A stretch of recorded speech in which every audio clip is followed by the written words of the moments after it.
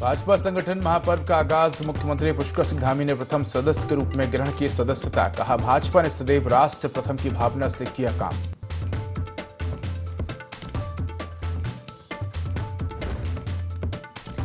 हरक सिंह रावत से ईडी की 12 घंटे लंबी पूछताछ। हरक ने खुद को बताया निर्दोष। केंद्र सरकार पर लगाया जांच एजेंसियों के दुरुपयोग का आरोप।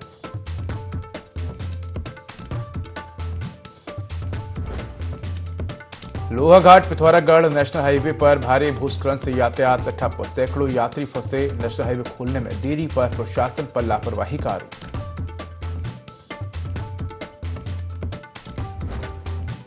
हरिद्वार में बदमाशों का हौसला बुलंद। बीच बाजार महिला के गले से छीनी चेन। फायरिंग की भी सूचना।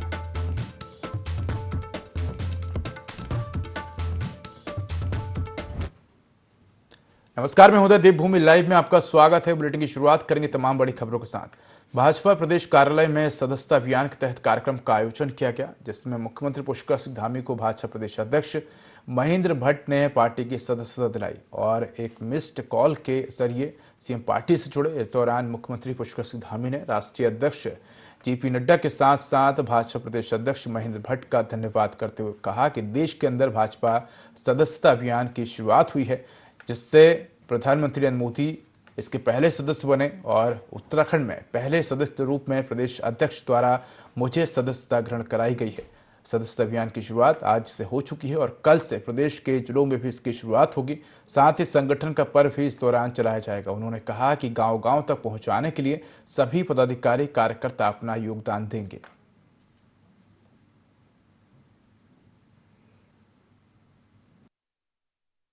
सदस्यता अभियान का प्रारंभ हुआ है। माननीय प्रधानमंत्री नरेंद्र मोदी जी पहले सदस्य बने हैं और उत्तराखंड में मुझे आज प्रदेश अध्यक्ष जी ने पहले सदस्य के रूप में सदस्यता प्रदान की है। ये सदस्यता का अभियान हमारा आज से प्रदेश के अंदर प्रारंभ हो गया है। कल से जिलों में भी प्रारंभ होगा, पूरे प्रदेश के अंदर चलेगा और इसके साथ साथ हमारा संगठन पर्व भी चलेगा। जहां तक भी अभी हम नहीं पहुंचे हैं उन सभी लोगों तक हम पहुंचेंगे। उत्तराखंड जो देश का नए सदस्य बनाने का 10 करोड़ का लक्ष्य रखा है, उसमें अपनी बड़ी भागीदारी है। हमारे पहले सदस्य इस प्रदेश के यशस्वी मुख्यमंत्री, जिन्होंने राज्य के विकास के साथ साथ इसके देवप्रिय स्वरूप को बनाए रखने में जो अपना महत्वपूर्ण योगदान दिया, वो हमारे सदस्य बने हैं। और मैं कह सकता हूँ कि उत्तराखंड का एक एक नागरिक जो मतदाता है, हमारा प्रयास है उस व्यक्ति तक हम पहुँचे और उसे पार्टी का सदस्य बनाए। जिन क्षेत्रों में कमजोर है वहाँ सदस्यता के अभियान की गति को बढ़ाया जाएगा। हमारे सारे सांसद, विधायक, दायित्वधारी मंत्रीगणों के कार्यक्रम हमने कल से लगा दिए। बूथ का हर परिवार तक हमारा जाना हो, उसके लिए लिटरेचर भी हमारा छप चुका है। वो हम यथा समय कार्यकर्ता के माध्यम से। मुख्यमंत्री पुष्कर सिंह धामी जम्मू कश्मीर में होने वाले विधानसभा चुनाव में भाजपा के लिए स्टार प्रचारक की भूमिका निभाएंगे। सीएम धामी का कहना है कि पार्टी के जहां भी चुनाव होते हैं वहां कार्यकर्ता को पार्टी प्रचारक के रूप में प्रचार प्रसार के लिए भेजती है। ऐसे में मुझे भी पार्टी कार्यकर्ता होने के नाते जम्मू कश्मीर में चुनाव प्रचार करने की जिम्मेदारी मिली है और जिन कार्यक्रम को पार्टी तय करेगी उनके तहत प्रतिभाग करूंगा। बता दें कि भाजपा राष्ट्रीय महामंत्री तरुण चुग ने पत्र भेजकर सीएम से 3 दिन के लिए जम्मू कश्मीर में प्रचार करने का अनुरोध किया है।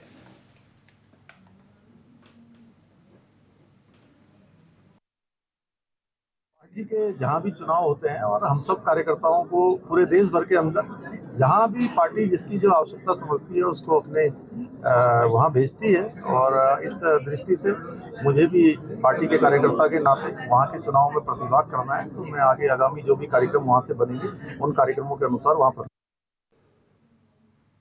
मुख्यमंत्री पुष्कर सिंह धामी से मुख्यमंत्री कैंप कार्यालय देहरादून के मुख्य सेवक सदन में कस्तूरबा गांधी बालिका विद्यालय टनकपुर की छात्राओं ने मुलाकात की। मुलाकात के दौरान मुख्यमंत्री ने उत्तराखंड के उभरते क्रिकेट खिलाड़ी आदित्य रावत का सम्मान किया। आदित्य रावत ऑस्ट्रेलिया में होने वाले अंडर 90 क्रिकेट टूर्नामेंट में भारतीय टीम से खेलेंगे। छात्राओं से बातचीत के दौरान मुख्यमंत्री ने उन्हें मन लगाकर अपनी पढ़ाई पर ध्यान देकर देश का नाम रोशन करने की सीख देते हुए कहा कि सभी बच्चे हमारे देश और प्रदेश का भविष्य हैं।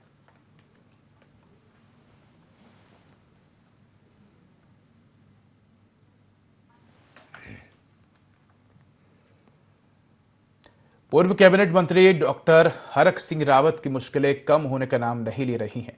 हरक सिंह रावत से ईडी ने करीब 12.5 घंटे लंबी पूछताछ की। बता दें कि पाखरो टाइगर सफारी घपले के मामले में पूर्व वन मंत्री हरक सिंह रावत तीसरे नोटिस पर प्रवर्तन निदेशालय के सामने पेश हुए। वहीं पूछताछ के बाद हरक सिंह रावत ने वीडियो जारी कर कहा कि जो भी आरोप उनके ऊपर लगे हैं उन्होंने ईडी के सामने दस्तावेजों के साथ जवाब दिए। उन्होंने पूरे मामले में खुद को निर्दोष बताया है। साथ ही कहा कि प्रवर्तन निदेशालय और आयकर जैसी जांच एजेंसियों का केंद्र सरकार दुरुपयोग कर रही है।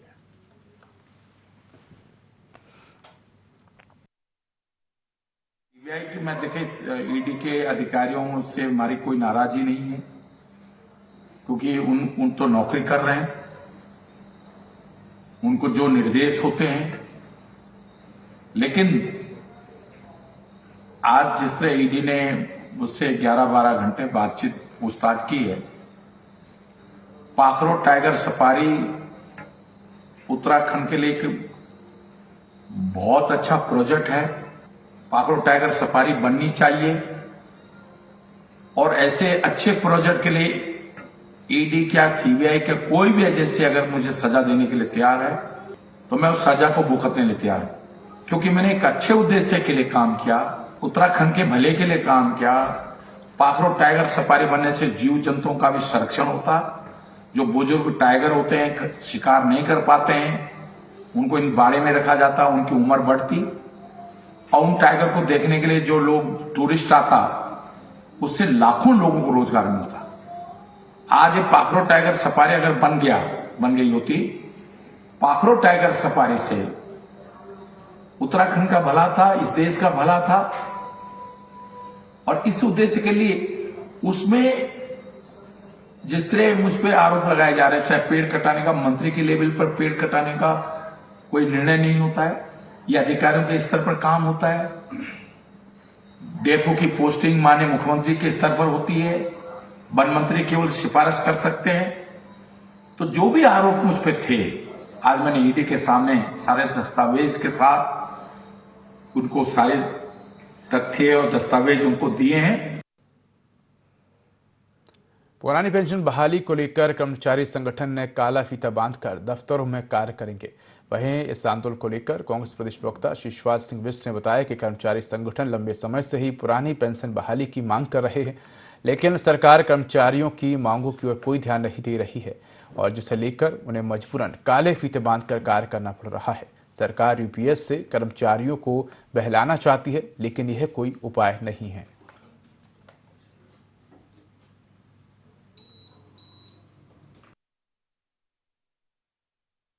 यूपीएस की मांग को लेकर के लगातार कर्मचारी संगठन आंदोलनरत हैं। उन्होंने दिल्ली में भी बड़ी रैली की, राज्यों की राजधानियों में बड़ी बड़ी रैलियां की, मंडल मुख्यालयों पे बड़ी बड़ी रैलियां की। उनकी एक सूत्रीय मांग है कि ओपीएस जो है लागू किया जाए, एनपीएस नहीं चलेगा।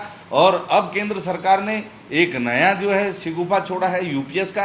यूपीएस से भी कर्मचारी संगठन खुश नहीं है, क्योंकि यूपीएस उनकी मांगों को पूरा नहीं करता है और ओपीएस की एक सूत्रीय मांग उनकी है। सरकार उनकी मांग को नहीं मान रही है, तो कर्मचारी संगठनों की मजबूरी है कि वो आंदोलन के लिए बाध्य हैं। सरकार को तत्काल कर्मचारी संगठनों की मांग को मानते हुए पुरानी पेंशन को लागू करना चाहिए, उसके आदेश जारी करने चाहिए। कलियर दरगाह साबिर पाक के 756वें सालाना उर्स की तैयारियों को लेकर प्रशासन, दरगाह प्रबंधन और नगर पंचायत की टीम ने भारी पुलिस बल के साथ मेला क्षेत्र से अतिक्रमण को हटाया। इस दौरान कुछ अतिक्रमणकारियों का सामान भी जब्त किया और कुछ लोगों को अतिक्रमण जल्द हटाने की चेतावनी दी। अतिक्रमण अभियान के दौरान पीपल चौक, हज हाउस रोड, सोहलपुर रोड, टंकी चौक सहित अन्य स्थानों से अतिक्रमण को हटाया गया। इस दौरान नगर पंचायत कलियर के ईओ भगवंत सिंह बिष्ट ने बताया कि आने वाले दिनों में दरगाह साबिर पाक का उर्स यानी कि मेला शुरू होने वाला है और उर्स की तैयारी को लेकर जहां जहां पर अतिक्रमण हुआ है उसको हटाया गया है।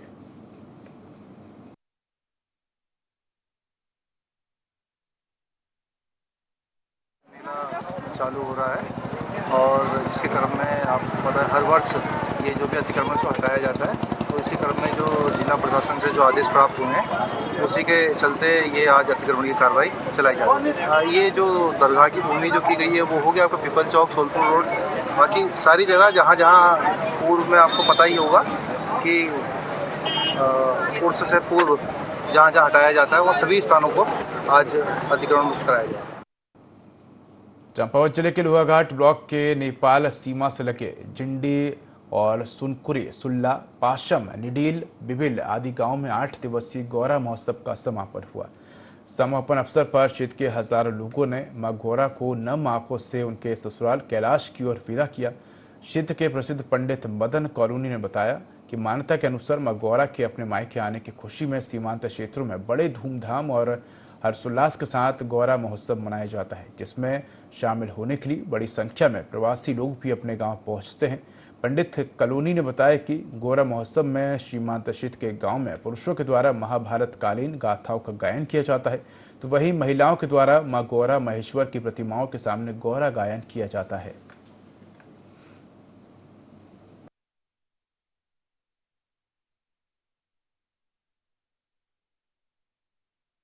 गुमदेश क्षेत्र के जिंडी, सनकोरी, जुजरी, निडिल, बिबिल आदि गांवों में 8 दिवसीय मां गौरा देवी महोत्सव का विधिवत रूप से समापन हुआ।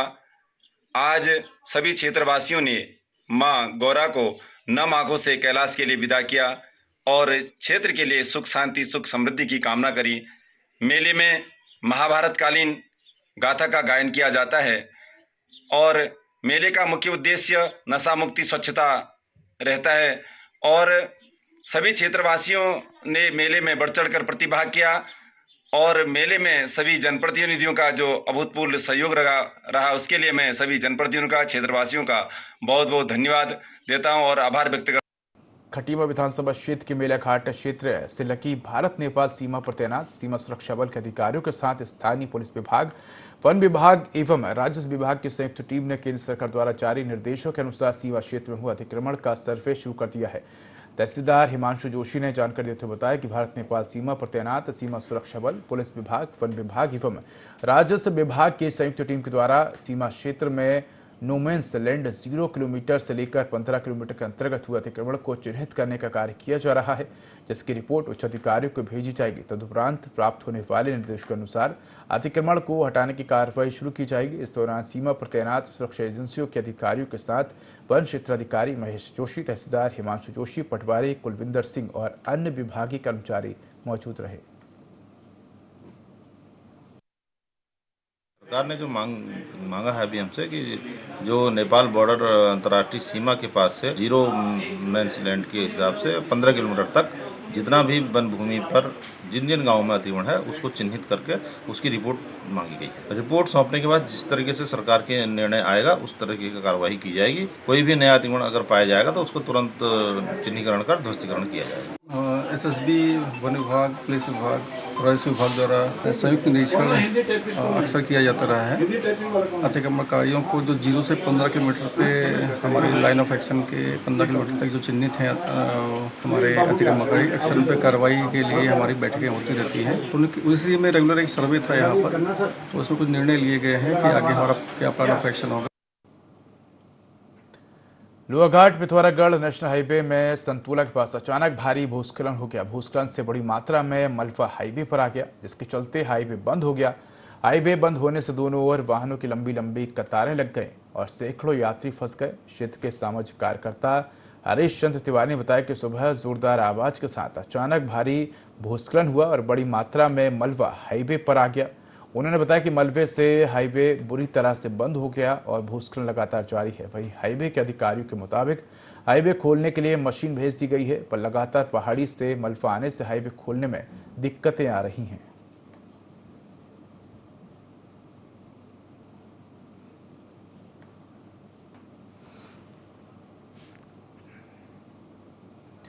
नैनीताल के रामनगर में कांग्रेस कार्यालय में कार्यकर्ताओं ने उत्तराखंड के शहीद आंदोलनकारी के फोटो पर पुष्पांजलि अर्पित की और मौन धारण किया। आंदोलनकारी के बलिदान को याद करते हुए कांग्रेसी नेताओं की आंखें नम हुई। इस मौके पर कांग्रेस नेता रणजीत सिंह रावत ने कहा कि जिस उद्देश्य से उत्तराखंड को नए राज्य और नई पहचान बनाने के लिए उत्तराखंड के आंदोलनकारियों ने अपने प्राणों की आहुति दी, वह उम्मीद अभी तक उत्तराखंड में पूरी नहीं हो पाई। उत्तराखंड के गठन के बाद हमने ढांचागत विकास तो किया, लेकिन उत्तराखंड के कुछ हिस्से मूलभूत सुविधाओं से वंचित हैं। पलायन उत्तराखंड के लिए अभिशाप बना हुआ है। पहाड़ों पर मेडिकल सुविधा नहीं है। इसके साथ ही उन्होंने और भी कई बातों का जिक्र किया।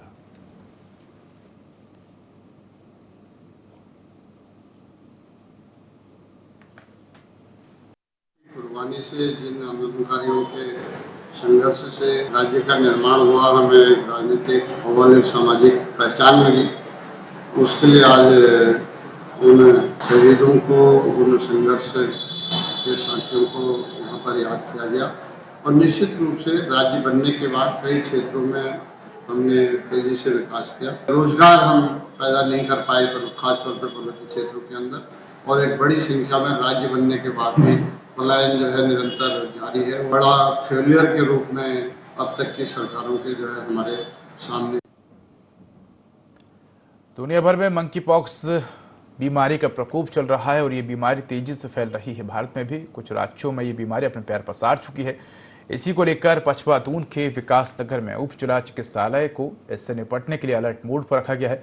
हालांकि यहाँ पर अभी तक एक भी मरीज मंकी पॉक्स बीमारी के नहीं मिले हैं। उप जिला चिकित्सालय के प्रभारी डॉक्टर विजय कुमार का कहना है कि अभी तक विकास नगर में इस तरह के मरीज सामने नहीं आए हैं, लेकिन फिर भी चिकित्सालय को अलर्ट मोड पर रखा गया है। उन्होंने कहा कि इस बीमारी में मरीज को शुरुआती दौर में तेज बुखार और साथ ही शरीर में फुंसियां निकलती हैं। यदि किसी व्यक्ति में ऐसे लक्षण दिखाई दें तो वो तुरंत अपने आप को परिवार के अन्य सदस्यों से अलग कर ले और नजदीकी अस्पताल में अपना उपचार करवाए।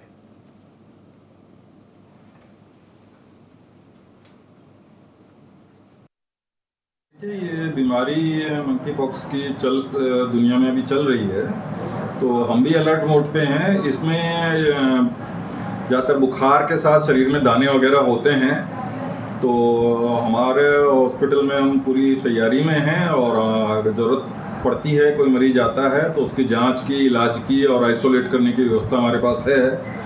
लेकिन सौभाग्य से अभी तक बीमारी हमारे विकासनगर में भी नहीं आई है और कल तक तो मेरी जानकारी में देहरादून में भी नहीं थी, तो अभी हमारे यहाँ नहीं है। लेकिन खास करके से जो विदेश से लोग आ रहे हैं उनकी एयरपोर्ट पे जांच की जा रही है, तो ऐसे कोई भी लोग हैं तो वो जरा दूर रहें। और ऐसी कोई भी सूचना किसी को विदेश से आने वाले व्यक्ति की मिलती है कि उसको इस तरह के दाने वगैरह कुछ हो रहे हैं, तो वो तुरंत चिकित्सालय में संपर्क करें ताकि हम उसकी जांच कर सकें और अगर जरूरत पड़ती है तो उसको आइसोलेट करने की और इलाज करने की व्यवस्था है। पूर्व कैबिनेट मंत्री हरक सिंह रावत से ईडी ने करीब 12.5 घंटे लंबी पूछताछ की। पाखरू टाइगर सफारी घपले में मामले में पूर्व वन मंत्री हरक सिंह रावत तीसरे नोटिस पर प्रवर्तन निदेशालय के सामने पेश हुए थे। मामले को लेकर भाजपा प्रदेश अध्यक्ष महेंद्र भट्ट ने कहा कि ईडी एक जांच एजेंसी है। मैं हरक सिंह रावत का धन्यवाद करता हूं कि वह ईडी की पूछताछ में कोऑपरेट कर रहे हैं। उन्होंने कहा कि उनके द्वारा स्वयं ही जांच एजेंसी की मांग की गई थी। उनकी मांग के आधार पर ही एजेंसी जांच कर रही है।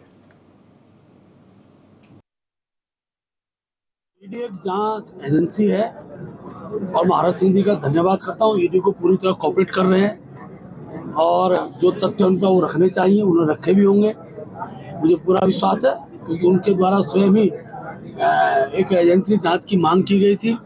उनकी मांग के आधार पर ही एजेंसी जांच कर रही है और पूरा उत्तराखंड राज्य ये चाहता है कि दूध का दूध, पानी का पानी हो और एजेंसी के काम में किसी प्रकार राजनीतिक विषय आने नहीं चाहिए। हरक सिंह जी से इतनी अपेक्षा है कि तथ्यात्मक विषय वहां तक दें, उस पर जो भी निर्णय हो सब राज्य देखेगा। नैनीताल दुग्ध संघ के अध्यक्ष मुकेश बोरा पर बीते दिनों महिला ने दुष्कर्म का आरोप लगाया था। इसी कड़ी में अब मुकेश बोरा के समर्थन में नैनीताल के दुग्ध उत्पादकों ने रैली निकाली और मामले की निष्पक्ष जांच की मांग करते हुए तहसीलदार को ज्ञापन सौंपा। दुग्ध उत्पादकों ने जुलूस प्रदर्शन के बाद राष्ट्रीय राजमार्ग पर साजिशकर्ताओं का पुतला दहन भी किया। वहीं मुकेश बोरा की पत्नी ने राजनीतिक जालसाजी के तहत मुकेश बोरा को फंसाने का आरोप लगाया है।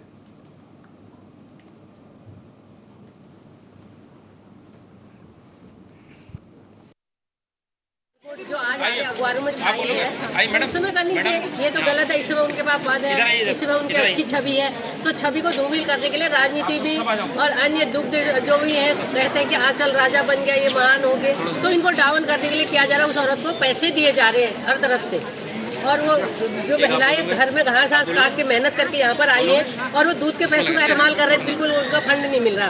तो जानबूझकर जालसाज द्वारा फंसाया गया है, उनका निष्पक्ष फंसाया गया है। जिन लोगों ने फंसाया है उन लोगों के प्रति जांच की जाए। तो मुझे निर्णय पे पूरा भरोसा है और पुलिस प्रशासन पे पूरा भरोसा है, क्योंकि निष्पक्ष जांच होगी, दूध का दूध, पानी का पानी हो जाएगा। क्योंकि एक दुग्ध उत्पादक आज सब जो दूध लड़की आई है, जो आई है, आज से नहीं बचपन से जानते हैं, क्योंकि सूरज को बचपन से जानते हैं। जब किसी के प्रति ऐसा व्यवहार नहीं था, अब आज पता नहीं क्यों हमारा किसी षड्यंत्र के तहत वो इनको फंसाया जा रहा है। उसकी निष्पक्ष जांच होनी चाहिए, हमारी यही उम्मीद है। कल जो हमारे नेता उत्पादन संघ के तो फिलहाल इस बुलेटिन में तरह खबरों का अधिक अपडेट के लिए देखते रहिए INE 24। नमस्कार।